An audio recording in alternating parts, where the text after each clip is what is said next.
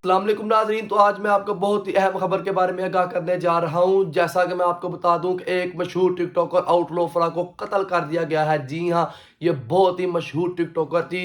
इसको क्यों कत्ल किया, किसने कत्ल किया और ये कहां रहती थी और ये कैसी वीडियो बनाती, तमाम तफसील आज की वीडियो में मैं आपके साथ शेयर करने जा रहा हूं। नाज़रीन, साइड पे ये वीडियो चल रही है, इसमें आप आसानी से देख सकते हैं कि कैसे इसको कत्ल किया गया है और किसने इसको कत्ल किया है। इसको कत्ल करने वाला इसका खामद ही था। क्यों इसने इसको कत्ल किया?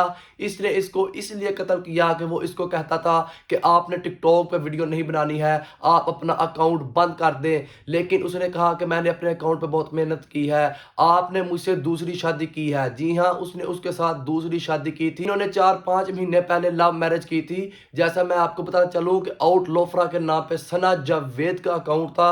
उसके पहले ही 2 बच्चे थे। उसने अपने खामद से खुला लेने के बाद इसके साथ जो है वो शादी की थी। उसके बाद इनके दरमियान झगड़े होने शुरू हो गए और उसके खामद ने कहा, सादक जो कि एक पुलिस कांस्टेबल था, उसने उससे कहा कि तुम ये वीडियोस बनाना बंद कर दो। उसने कहा कि मैं वीडियोस बनाना बंद नहीं करूंगी, पहले भी तुम जानते थे कि मैं वीडियोस बनाती थी, सब कुछ जानकर तुमने मुझसे शादी की है और अब तुम मुझसे कह रहे हो कि वीडियो बनाना बंद कर दूं। इसी बात के तनाज़े पर इनमें मजीद झगड़ा बढ़ता गया। झगड़ा बढ़ने के बाद सना जावेद ने अपने खामद के ऊपर 2 मुकदमे दर्ज किए, जिसमें उसने इसकी शिकायत दर्ज करवाई और उसके बाद उसने इसे अपने फ्लैट से भी निकाल दिया, जिसके बाद वो अपने गांव चला गया।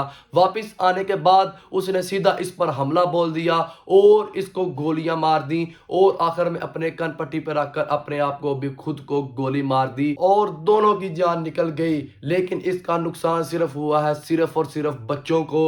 उनका मुस्तकबिल खराब हुआ है, उनकी जिंदगी खराब हुई है, उनकी परवरिश कौन करेगा, उनको देखने वाला कोई भी नहीं रहा है। तो आपकी इसके बारे में क्या राय है कि क्या लड़कियों को टिकटॉक बनानी चाहिए या नहीं बनानी चाहिए? कमेंट में जरूर बताइएगा। मैं हूं अली हुसनैन और आप देख रहे हैं नुक्ता न्यूज़, हर खबर का असल नुक्ता।